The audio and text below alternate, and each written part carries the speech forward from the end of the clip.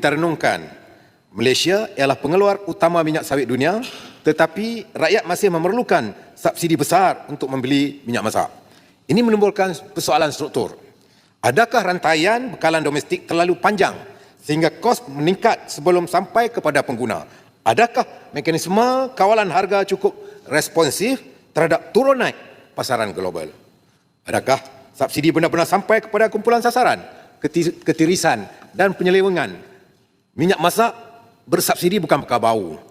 Kita sering mendengar tentang penyeludupan, penyorokan dan penjualan semula kepada sektor industri. Jika kebocoran ini berterusan, negara bukan sahaja membazir wang rakyat, malah mensubsidi pihak yang tidak layak.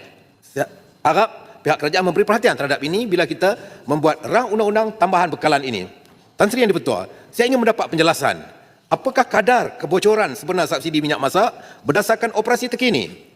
Berapakah jumlah rampasan dan pendakwaan yang direkodkan tahun lalu? Sejauh manakah teknologi penjejakan rantaian bekalan digunakan bagi memastikan subsidi sampai kepada pengguna?